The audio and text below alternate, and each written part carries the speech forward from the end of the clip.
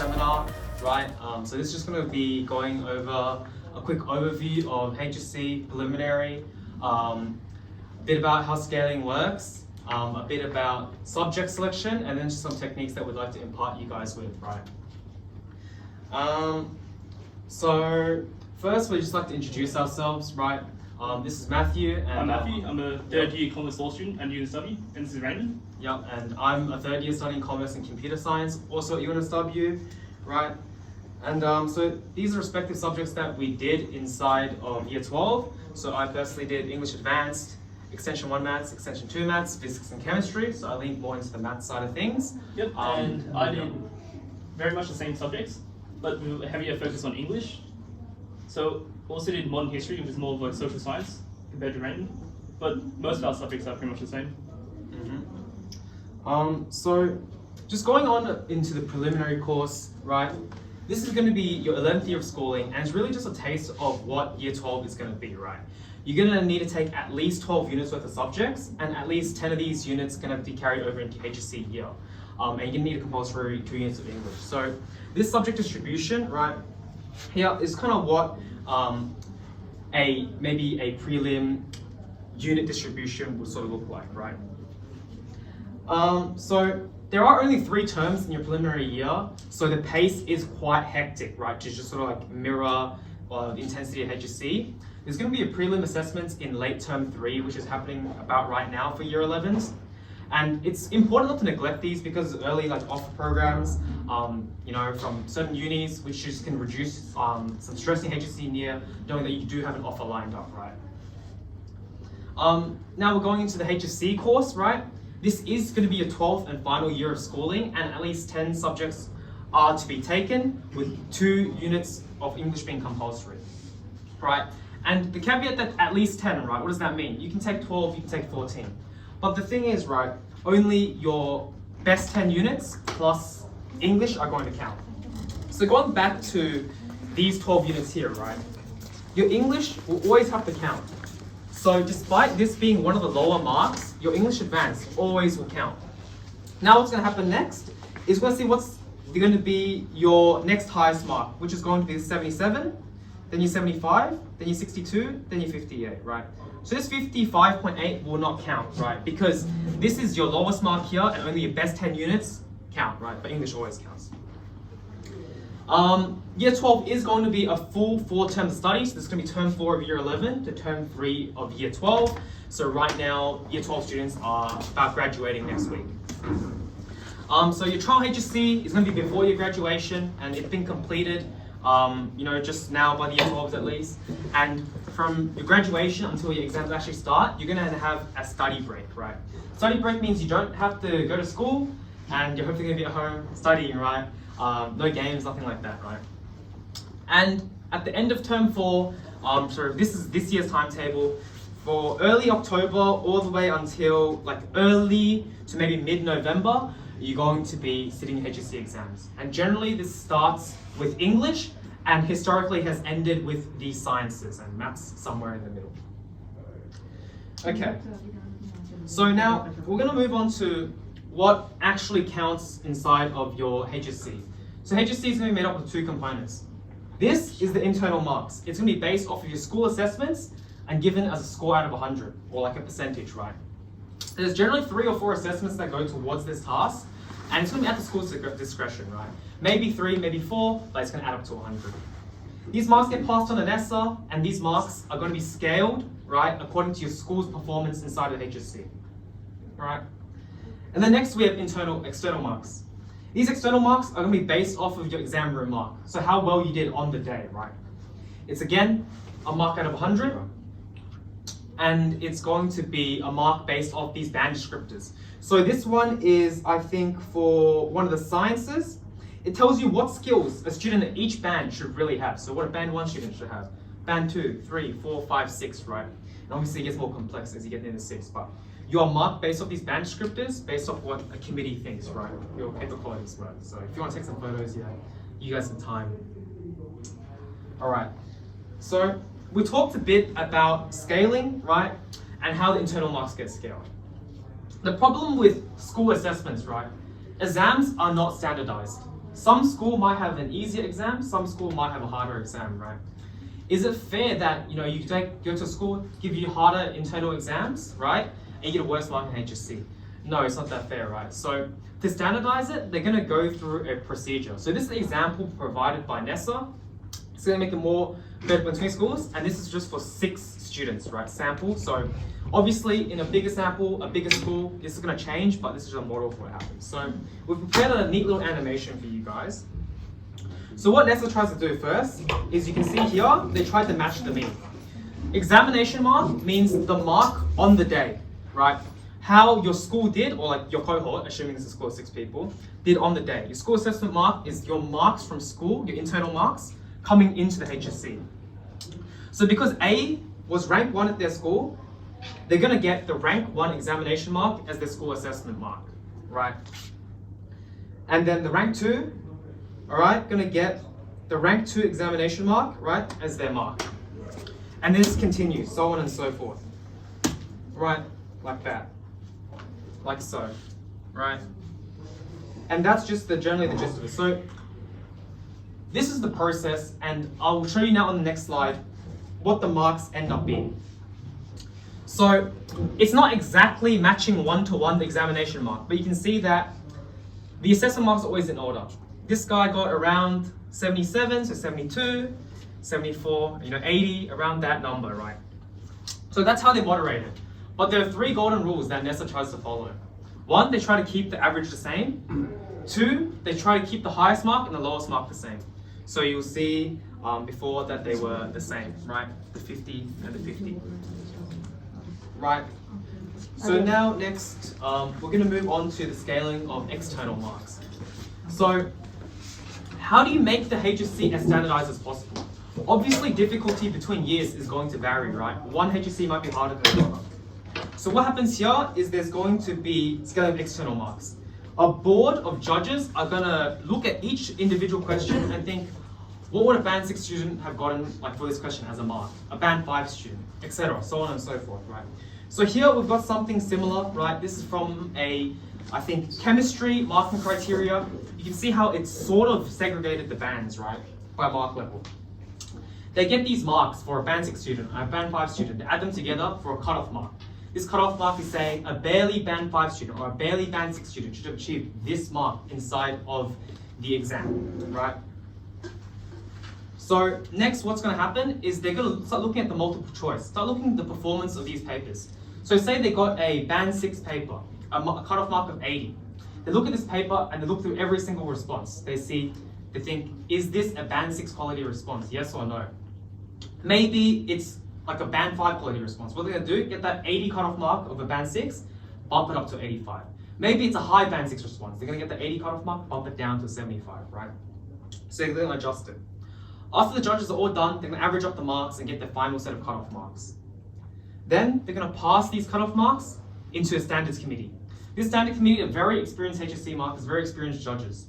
They're going to say, hey, are these marks reasonable? Are they not reasonable, right? They might choose to make some adjustments, maybe not. If they think the judges are okay, then the marks are set forward. So what's finally going to happen? This is the band 6 quality paper. The cutoff mark is 80, right? But everyone knows the band 6 is a 90, right? So what's going to happen? That raw mark of an 80, right, is now going to be scaled up to a 90 scaled mark. And remember, that's for a barely band 6 paper. So like a in between band 6 and band 5, barely band 6, right? So these are going to be scaled, but the one thing is the hundreds and zeros are going to be untouched. If you're unfortunate enough to get a 0, or you're lucky enough to get 100, you keep your mark, right? And we recognize that the process of scaling and everything is quite a complicated process, right? So we invite you guys, if you guys do have any questions, right, we'll be taking questions now, right? Anyone?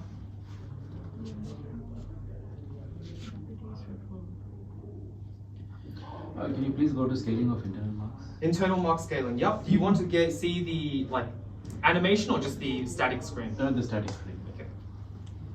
So here in the student C, the school assessment is 75 and examination mark is 80. Yeah. And moderator assessment is just 74. Yeah, the moderator assessment mark is 74. So they came 3rd place in internals, right? So your ranking is the thing that matters, not necessarily your mark, right? Their ranking's 3rd, so they look at the 3rd place examination mark. well, which was attained by B, but it's the third place examination mark, right? And then C is going to get around 72 for their moderated assessment mark. So this 74, like, is now like here basically, right? So they've been, you know, scaled down. But that's not because they got unfortunate, but it's because their cohort didn't perform as strongly inside of the HSC, right? So if you think about your internal marks as like sort of a currency, right? Your school's strength inside of the HSC and performance determines the value of that currency, right? So of course, if your school performs better, your in-school marks are worth more, right? Anything else?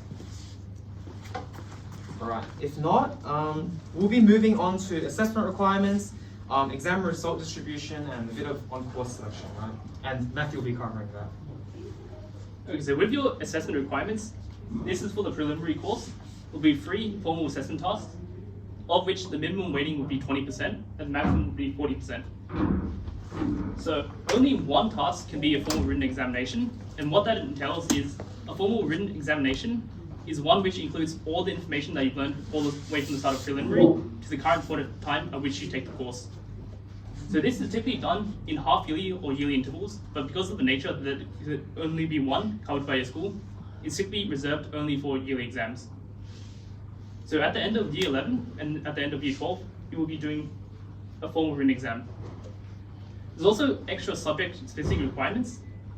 Most notably, these are depth studies for chemistry and physics, or fieldwork for biology. As for your HSC course, it's quite similar, a maximum of 4 formal assessment tasks, of which the weighting has changed now so that it's a minimum of 10%, but still a maximum of 40%.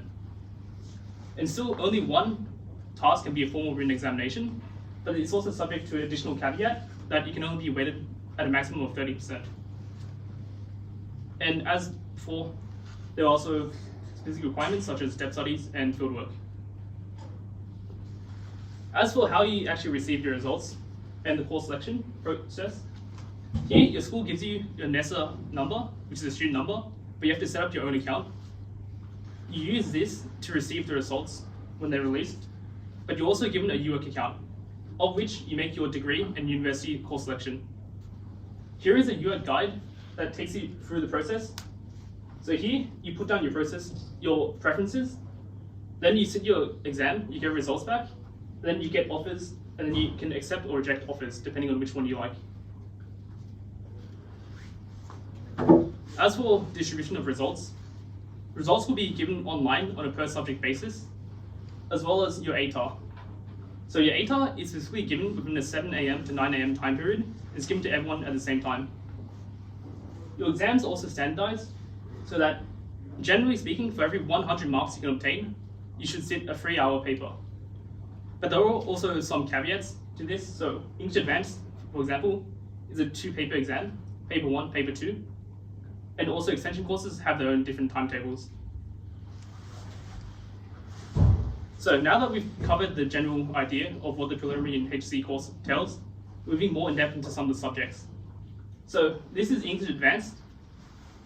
The HSC and preliminary for English covers English Standard and English Advanced, but the key difference between them is the difficulty of the text studied. So we'll be focusing primarily on English Advanced today. So the 3 key topics you'll do in year 11 are reading to write, which focuses on the basic creative writing skills, critical study of literature, which we look more in depth at its own text, and narratives that shape our world, where we're looking more in depth at specifically context and how that influences the composer and their work. As for the HSC, it's split into 4 key modules. Common module, the human experience. What you do in common module is shared between standard and advanced, so you both sit the same paper 1. Then we have module A, textual conversations. You look at a comparative study of 2 different texts or a pair of texts from different composers, and you look at how they interplay and relate with each other.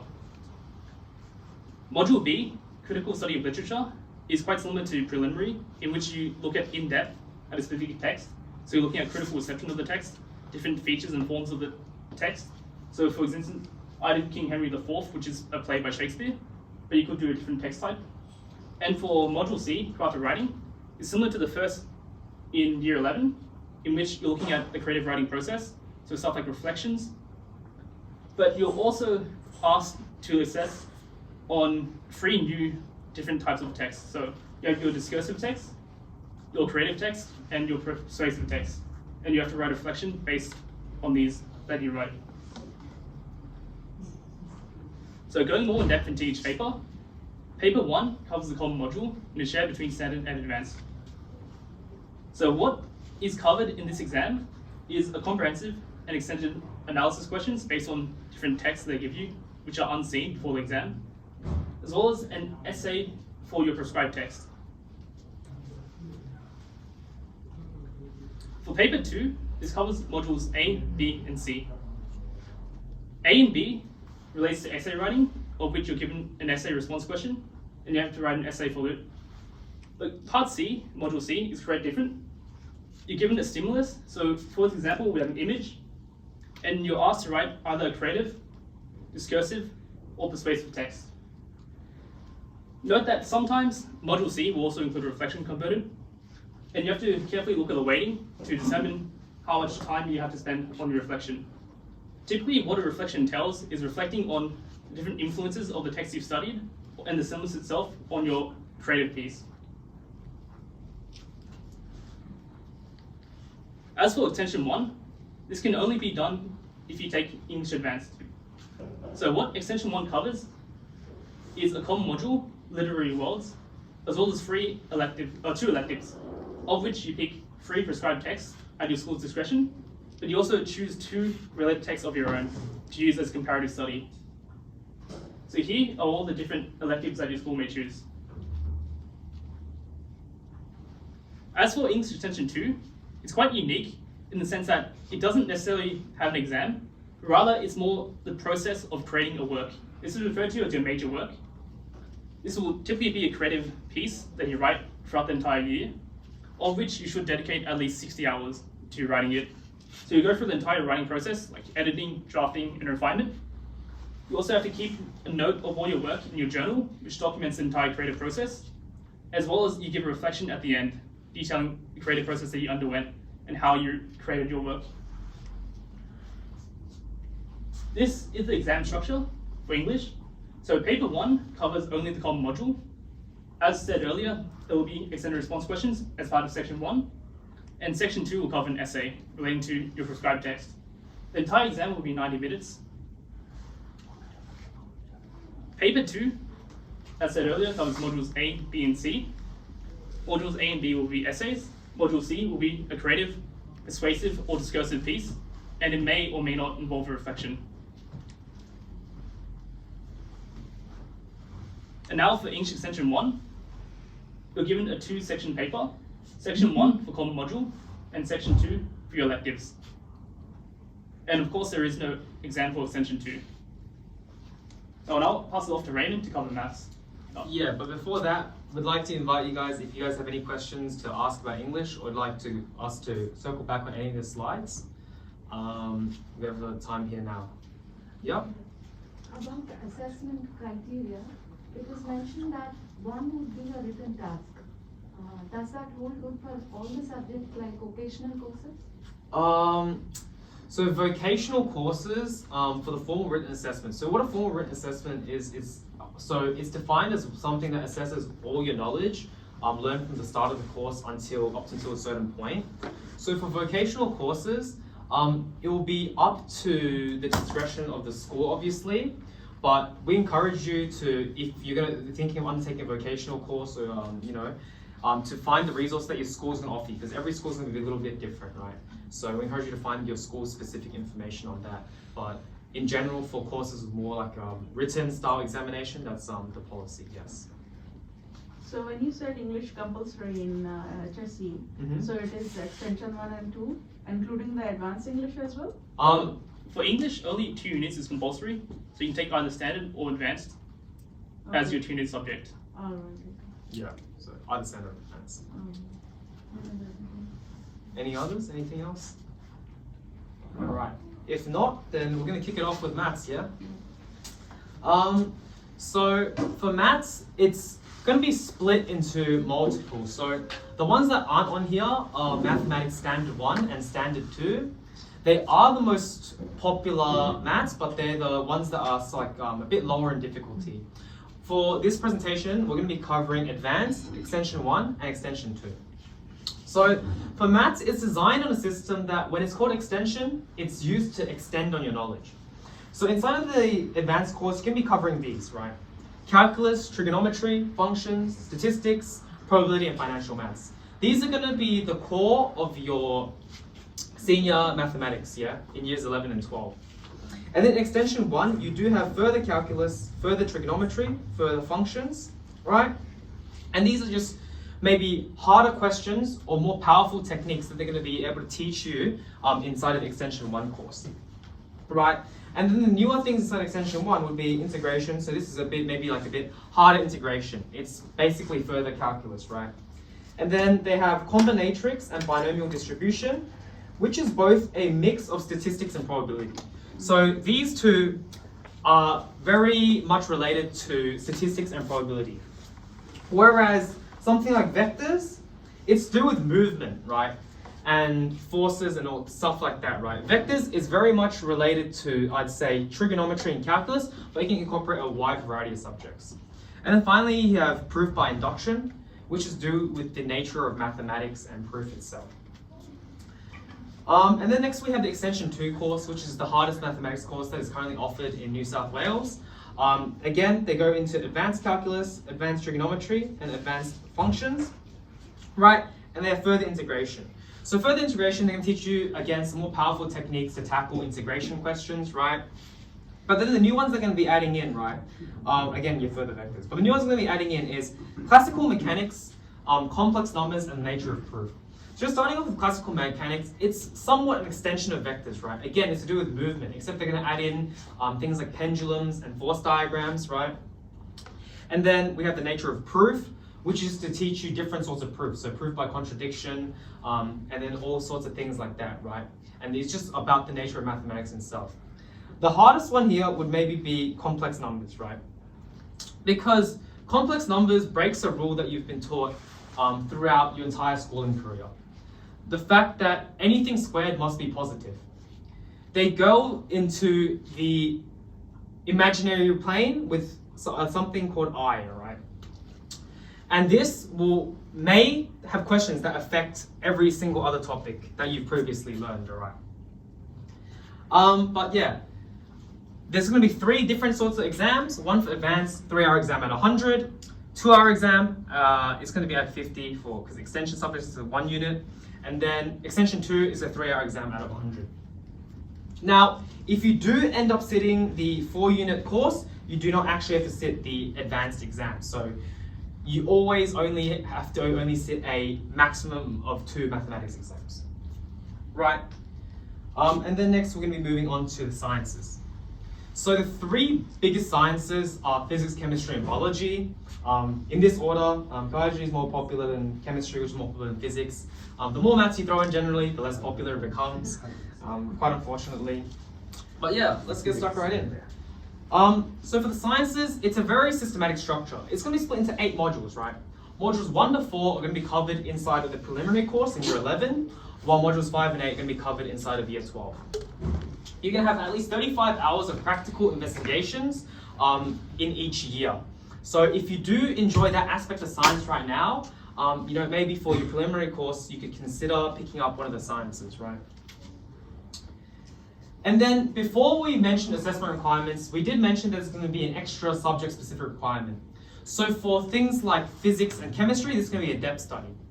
So personally, for our physics depth study, we were investigating motion.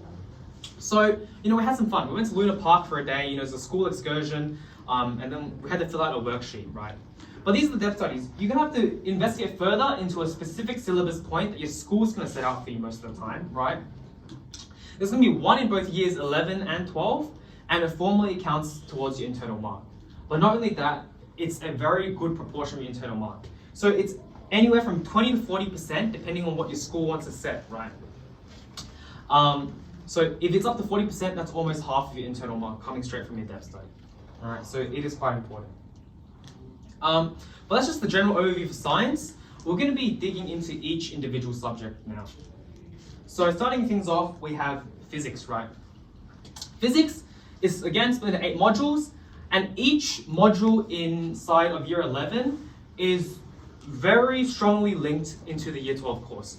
So this is when we said that it's important to neglect your preliminary studies, right? Kinetics and Dynamics. This is about cars, it's about motion, it's about acceleration, right? Things like that. It's about things like momentum, right? Waves and thermodynamics. This is going to be about how sound travels, right? It's going to introduce you to longitudinal waves, transverse waves, right? And thermodynamics, that component is going to introduce you to heat transfer and energy. And then finally, you finish off with electricity and magnetism, right? So this is going to be about electric flow, electrical circuits, and how magnets and magnetic fields are going to influence that, right? And then these are going to be linked into the year 12 topics in this way. Kinetics and dynamics are heavily related to advanced mechanics, which is just going further in depth into the motion side of things, right? Waves and thermodynamics are going to be linked to the nature of light. It introduces light as not only just a particle and not only just a wave, but has the wave-particle duality. It's a bit of both, right? And then electricity and magnetism, obviously, as the name sounds like, is going to be related to electromagnetism. But the newest thing inside of the Year 12 Hsc course that does get covered is from the universe of the atom. So what this is going to cover is chemical processes, so stars and planets. It's going to cover how the universe began by the Big Bang, and it's going to cover things like, why and how we perceive light, right? So, we did say that our Year 11 depth study was the roller coasters at Luna Park, and that was nice and fun, but honestly, personally, I think the Year 12 one was even better.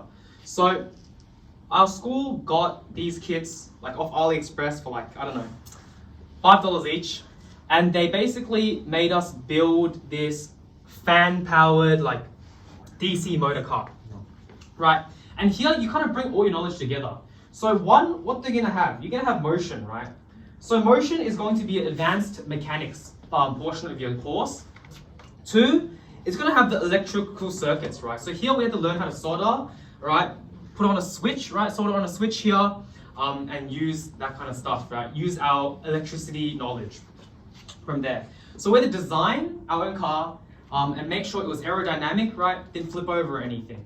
We were allowed to bring parts from home, so I think some people had 3D printed parts and everything. But next we have biology. So biology in the preliminary course is a lot about the bigger picture, right? It talks about cells as the basis of life. It goes over DNA, things like alleles, dihybrid crosses, right? It's really extending on from your Year 10 biology science component. And then it finishes off and rounds things out with biological diversity and ecosystem dynamics. So this is going to be talking about, the apex predators, the prey, the bottom feeders, just sort of that, right? Talking about the ecosystem and how it's going to function. And do note that a fieldwork is a mandatory component of biology. So maybe you go out to Olympic Park, to the wetlands there. Maybe you go out to near the coastline, you go to some rock pools and look at the ecosystem there. You're going to be doing some sort of fieldwork inside of biology. All right. Now, for the HSC, it's more so focused on what is going on inside of the body.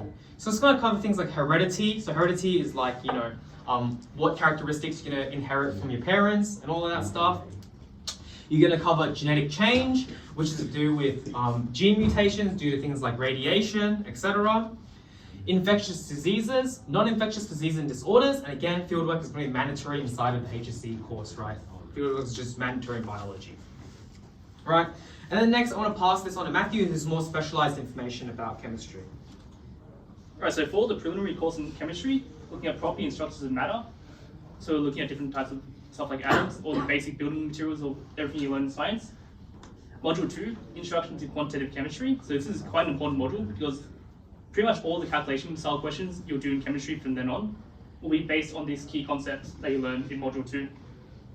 Module 3 focuses on reactive chemistry, so looking at different basic structures for different reactions, like metal plus base is a neutralization reaction, metal plus acid, stuff like that. And Module 4 is drivers of reactions, so looking at the rate of reaction, what causes a reaction, the mechanism of how a reaction occurs itself, different factors that can affect the rate of reaction, so like catalyst, temperature, energy. it's quite important to not neglect your preliminary year for chemistry and all the sciences in general, because all of these can help reinforce and inform what you learn in your HSC course as well. So you can think of chemistry, science, and physics as a cohesive one-tape module. Moving on to the HSC year, Module 5 covers static and dynamic equilibria, which is quite a fascinating topic because pretty much for your entire year up until then, what you learn about is a one-way reaction. But in the actual world itself, many reactions occur in both directions. So you have forward and reverse reactions occurring at the same time. And that's pretty much the basic idea of what equilibrium is in chemistry.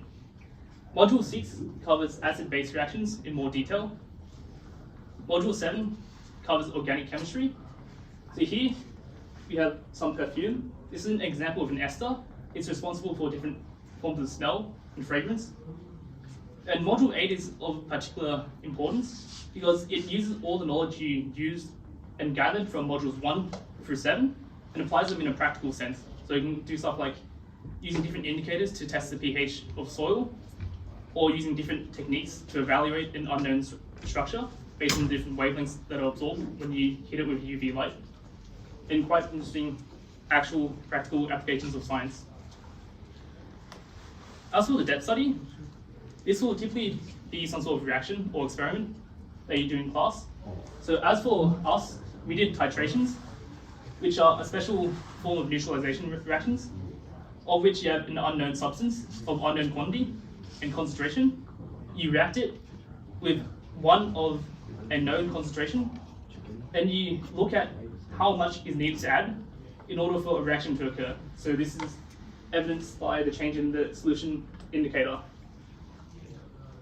As for titration, if you're interested in learning more about it, every year there's actually a chemistry competition all about titration. So it's a good way to apply some practical chemical skills. Yeah, and just like adding on to that, this one's held at Sydney University. It's the titration competition. A lot of schools are going to be participating in. Some schools send multiple teams, but it's just a nice bit of fun even if you don't win, right? Just to test your knowledge as well. As for the exam structure itself, all three sciences follow this basic structure. So section 1 is multiple choice. The questions are generally a bit easier, 20 questions each, all worth 1 mark. Moving on to section 2, this is short answer. So the total will be 80 marks, so the entire exam will be out of 100. This will consist of between 20 and 25 questions, of which at least 2 are now 7 to 9 mark each extended response questions. So this is an example of an extended response question. It tests a broader range of knowledge. So using all the knowledge you use from 1 to 8, and you're applying it to this specific example to show a broad, in-depth knowledge of that topic. Yeah. And just continuing on, more importantly, these extended response questions, or science was noted before, is you had calculations, you had formulas, right? You saw the calculation, what did you plug it into the formula? What has happened after the HSC has been revamped for the 2019 HSC is that sciences are somewhat focused now on having you create a logical and coherent progression, right? So for these extended response questions, there's 7 to 9 markers. They're going to give you maybe a page, maybe 2 pages, right? The important thing is you're very clear cut in your response. You're going to have headings, subheadings, and everything, right? Because the marker that night, maybe it's going to be their 200th paper, right? Maybe they had a bit to drink, who knows, right? But they need to be able to see your argument very clearly in this stuff, right? But just rounding this section out, we can have a Q&A of any maths and science related questions. So you were saying that maths, physics, and chemistry goes together, yeah? What about the bio? The biology, okay. I personally don't do biology. That's because it had a lot more content knowledge that I had to cram in my opinion, right? Whereas for things like physics and chemistry, because I was my background is already very rooted in mathematics, even if I find myself a little bit lost with physics and chemistry, because I was sort of in my element, you know, I could find like some ground again, you know what I'm saying? So even if the student is doing standard 1 and standard 2 in maths, they can take that physics and chemistry. If you're doing standard 1 and standard 2 in mathematics, you're not going to come across any calculations that are any harder than maybe you'd see in year 9, year 10 mathematics, right? So if you're able to achieve a satisfactory level in the year 9, year 10 mathematics, you shouldn't really have any problem doing physics and chemistry. And even if you do, it's a very procedural, you know, as I said, like a very stock standard and systematic method of solving these problems, right? So you could just learn it, you know, one-off thing, you know, if you really needed to. Any other questions related to this? All right. So we've covered now the English components of things and really the maths and sciences. So we're going to be moving on to the HSIE subjects, which are also known as the social sciences. So starting off with economics. Economics aims to introduce you sort of to the consumer and the market. All right. They started off with this. They started off with the micro interactions, right? They're going to introduce you to economics. So they're going to tell you why the study of economics is important. It's because capital, enterprise, land, and labor are limited. We need to use economics to inform how we use these resources. All right. Then next it goes over consumers and business. So this talks about things like the supply and demand curve. It's going to talk about things like price elasticity. It's going to go into the reasons of, you know, maybe why you might buy a product more if it's priced like such, maybe why you'll buy a product less, right? Also covers both labor and financial markets.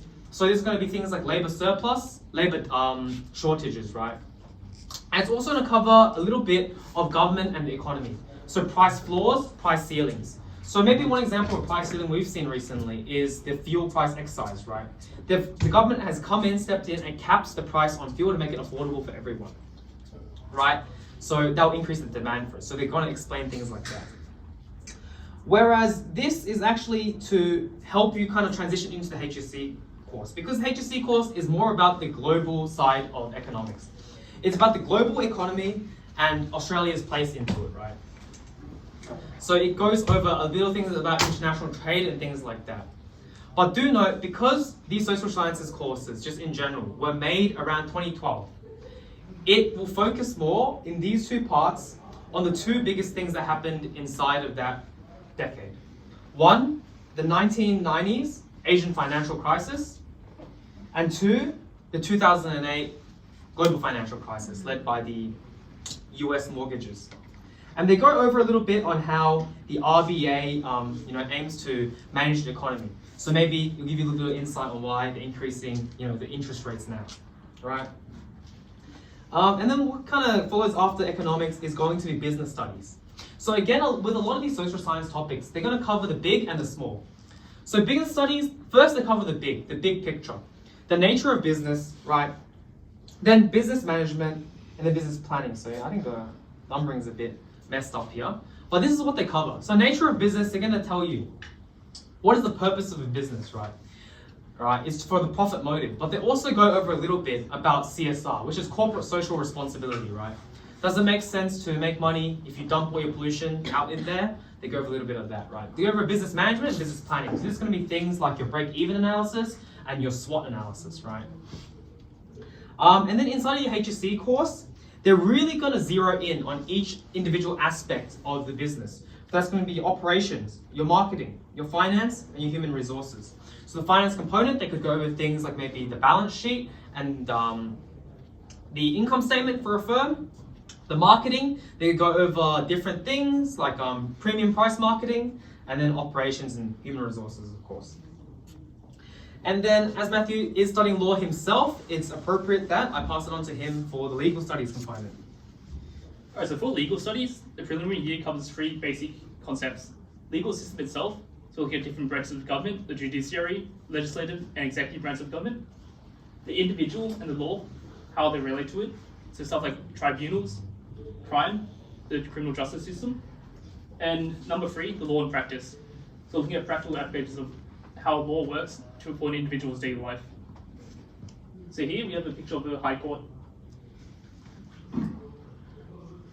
As for the HSC year, core is split into 2 key components. Crime, so looking at different offences, different forms of actus reus, which is a physical element of the crime, and mens rea, which is the false element, different types of defences, and also the second component is human rights. looking at a more broad view of how people relate, how government accountability works on the global stage. And as for your electives, this is a key list of electives, and at your school's discretion, they'll choose 2, each weighted at 25% each for your exam. So this is the exam structure of the 3 key courses that we covered earlier, so economics, business studies, and legal studies. Section 1 is a multiple choice section, so it will typically be 20 questions, all weighted with a mark allocation of 1. Section 2, short answer response, so 40 marks, 4 questions, 10 each. And sections 3 and 4 will cover 2 extended response / essay style questions, of which are given a choice of 2 to pick from. So you're given a choice of question A or question B. It's split into different parts, but you must do 2 of these as section 3 and 4. Moving on to history. For your preliminary topics, we'll cover the nature of modern history, 2, investigating the modern history world, so looking at specific case studies. Your school should pick 2 at their discretion from a generalized list, and you look in depth at 2 key historical events. Section 3, looking at historical investigations, which is quite similar, and 4, the shaping of the modern world, looking at how different historical events have influenced society as it is today. As for your Hsc course, your core is Power and Authority in the Modern World. This occurs from a time period from 1919 to 1946, so looking at the interwar periods between World War I and World War II, as well as the end of World War II. And this is a common module that is shared between all students taking history, so you can think of it as a way of moderating marks depending on the different electives that your school chooses to take. So your 3 electives are National Studies, Peace and Conflict, and Change in the Modern World. These are the general ideas or concepts that you will study, but it's at your school's discretion to pick 1 from each list. As for me, for National Studies, I looked at Stalinism and the USSR, Peace and Conflict, the Indochina conflict, so Vietnam War, and Change in the Modern World, the Civil Rights Movement. As for your exam structure, history is a 3-hour exam of 100 marks. It's split into 4 sections. So section 1 covers your core module, which is Power and Authority in the Modern World. This is extended responses based on different sources they provide. So unseen text, images, written sources. Sections 2 and 4 are pretty much straightforward. They're just essay style questions, of which you're given a choice between 2 questions to respond to. So if anyone has any questions for the social sciences, please feel to express them. So in economics, you have only the basic concepts, or it's like more calculations related to any of the, like microeconomics or macroeconomics involved? Economics? Okay, personally, I only did the preliminary course, but I can say that inside the preliminary course, you're going to be doing very basic calculations, but a lot of it is things like reading graphs and being able to quote theory, right? So they'll ask you, what are the effects of a labor surplus, maybe what are the effects of a labor shortage, things like that, right? It's mainly going to be theory-based, and I believe even more so inside of the Hsc course, because Hsc course is about this global economy and our place, so this is more theory-based again, right? Okay. So in business studies, you have mentioned about the balance sheets and all that. Mm-hmm. So you have scenario-based calculations and mathematical calculations involved in that? Yes, I believe most likely there'll be, of course, a large chunk of theory, but there may be the calculations as well, especially in the financial component, right? But less so definitely in the operations, marketing, human resources component. And if you actually look at how much time they've planned to dedicate to each component, this is a 25% split, right? So equally split between the 4. So does finance include the corporate finance as well, or it's? Corporate finance, I don't believe so, because business studies, it's more so talking about small businesses, right? I think corporate finance, I don't think there's anything that HSC covers it, but a lot of first year uni courses and second year uni courses really go in depth into that, right? Especially the accounting courses. So anything else? No. Alright, no worries. If that is all, then we're going to be moving on into the study techniques component of this. So what we recommend, right, in terms of study techniques is that, look, for studying, you're going to need to build a habit of it, right? And new habits are going to be hard to build. you're going to either start small and start feasible. So think about, what am I really going to do, right? You're not going to say, all right, from next week onwards, I'm going to study 2 hours per day. That's clearly not reasonable, right? Because maybe you do it for 1 day, maybe you do it for 2, maybe even for 3, right? But a week later, you're going to be going back to doing what you were before, right? So start feasible, start small, make a change that really is going to last, right? And this follows on to the second point. Make it something you're actually going to follow, right? Not for a week, but possibly indefinitely, right? And then third is going to be temper your expectations of yourself, right? So let's say you're going to be aiming for 2 hours of study per day. No, aim for 1, right? If you can achieve 1, then maybe aim for 2, right? So whatever your goal is, find the intermediary point, set a smaller goal, achieve that goal, then move on to your next one, right? Next is to really plan out your study, right? Start your assessments early. All right, your assessments are given to you maybe 2, 3, 4 weeks beforehand even, right? What you're gonna wanna do, start them early. Even if it's not completely done, right? Maybe you get 10%, maybe you get 20%, maybe you get an outline. Just so that when you do get to that last minute crunch, maybe life happens, you're busy, you got sports, you got whatever commitments. When you do get to the last minute crunch, at least you're gonna have like an outline to follow, right? You're not gonna be going in blind. Secondly, right? I don't know about you guys, but for me, I personally find it really hard to keep track of everything in my head, right? Some people have, back in the days, you have your diary that you're gonna write in, right? To see what you need to do for what day. But now there's a lot of digital alternatives, right? Like Google Calendar. It's free, right? If you have a Google account, you can see it on your computer, your tablet, your phone, your laptop, right? So try to use and organize that app, right? And then next thing is, really think about when you should start practicing your past papers when it comes to exam time, right? Personally, I found the sweet spot for me was I do mathematics papers throughout the term, and that's because I went to tutoring, so I already finished, like what the school was covering in advance, right? So I could start preparing for mathematics in advance, build up that base of knowledge, and when it came to really the content-heavy subjects, so memorizing certain things in chemistry, inside of physics, inside of economics, I could really get that knowledge right before my exam, get it fresh in my head, right? And the next thing is subject priority. Well, what do I mean by subject priority, right? Is it like, oh, I like doing English, so let's just do more English? Well, not really, right? As you know, the bell curve exists, right? It's going to be much easier to go from something like a 40% in a subject to say a 60 or something like that than it is to go from an 80% to a 90%, right? So subject priority means the subjects you're not as comfortable in, the subjects you're doing poorer in, have a go at them first, right? Those are going to be the low-hanging fruit, the marks that are going to be easy to pick up, all right? And then next is communicate with your teacher. Your teacher is your friend. So from what you'll see later on, right, is personally for English, I really struggled with the English, right? I averaged maybe 10 out of 20 for my essays. I was horrible at English. I didn't even understand what an essay was, right? The one mistake I think I made was I did not work with my teacher. Your teacher, why did they become a teacher? Is it they want to deal with kids? They like doing the work at home. They like the long hours. No, they became a teacher because they wanted to teach, right?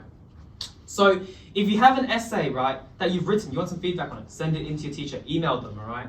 If you've got, some questions you want to ask your science teacher, go do that, right? Especially if you're in year 11 and year 12, your teachers are there for you. You're probably the number one priority, especially if you're in year 12, right?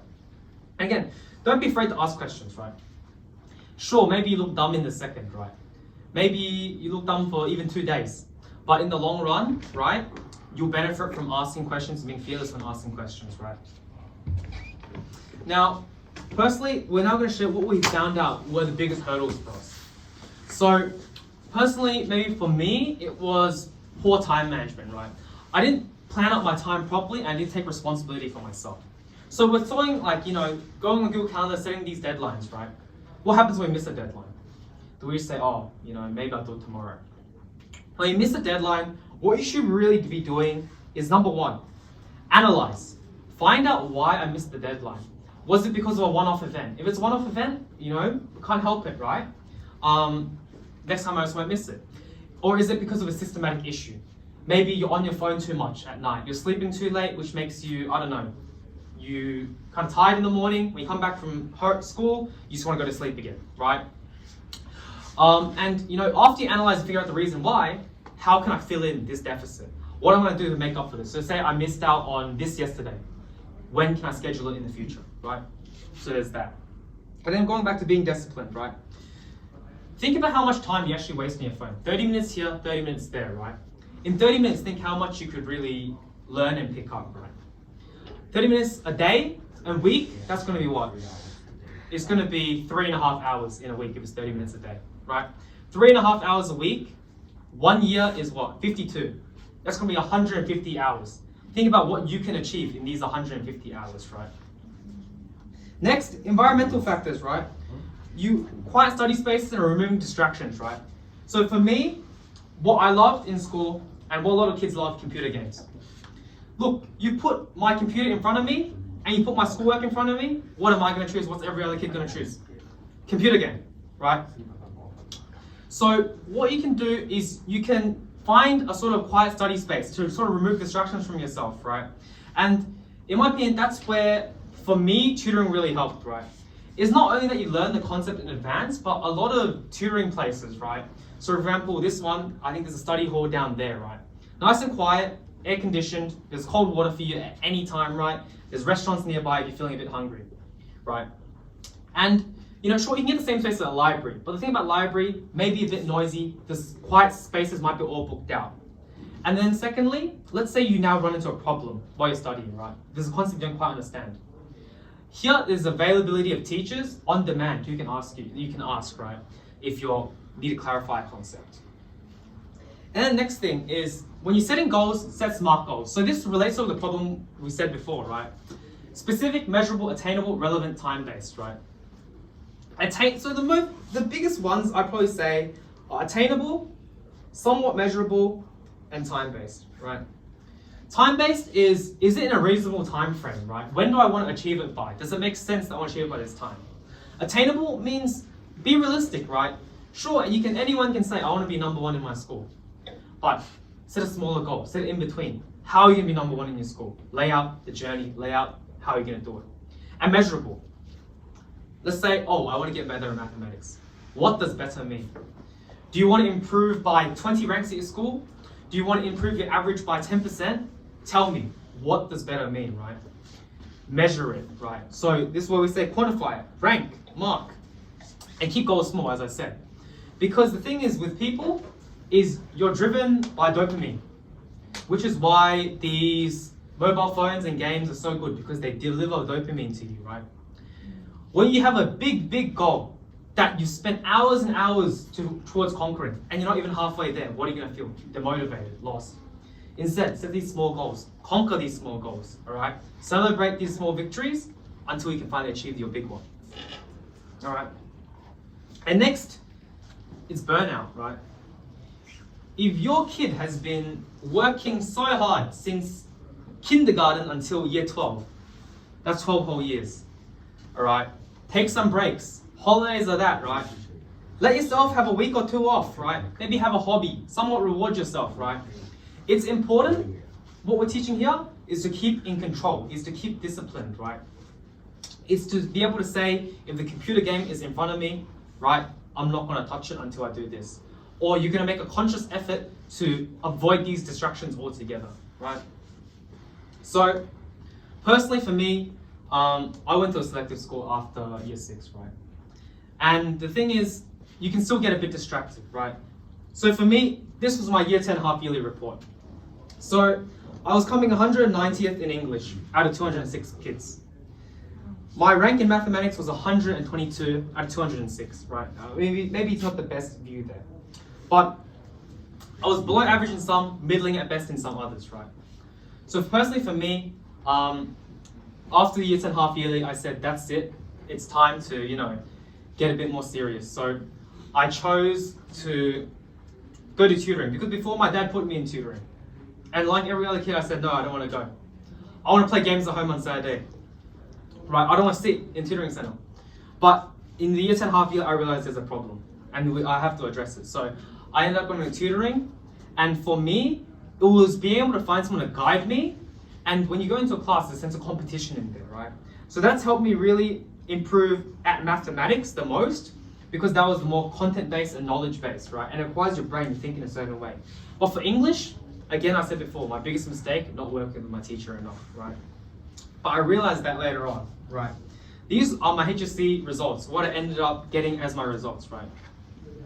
So each subject, in my opinion, taught me a certain individual thing. Number one, chemistry. It taught me learning, sometimes it will be boring, right? No one said learning is going to be as fun as playing games, all right? In chemistry, sometimes it's going to be a hard concept you're not going to understand. Sometimes there's going to be some content you have to jam into your head and remember, all right? It's not always fun. English taught me, always work in tandem with your teacher, all right? Your teacher is your friend, they're there to help, yeah? They became a teacher because they wanted to teach. Mathematics taught me, apply myself. Look, mathematics, the question types are very similar, if not the same. It's very rare that a unique mathematics question comes out. Those are generally reserved for competitions in universities. It's a very systematic and structured way that they teach mathematics here in Australia. All right, so when I say apply yourself, I mean really go and dig through the past papers, right? Complete them. And personally for me myself, now that I need to make math questions, right? Look, it's very difficult to make something that's original. And then physics will be collaborate alongside your peers. So what does that mean, right? Maybe you can chat about something other than games. Maybe you can chat about a question that you found interesting, right? A question that even a teacher didn't know the answer to, right? Or maybe a teacher's not available, or you feel more comfortable speaking to your peers. When you can have a teamwork and discuss that question, even if you come to the wrong answer, at least you're building up this system of thinking in your head, right? And that's really going to help you for something like physics, which a lot of the concepts are sometimes quite difficult to grasp, right? And yeah, that's going to be the conclusion of our presentation. Any other questions that you guys want to ask?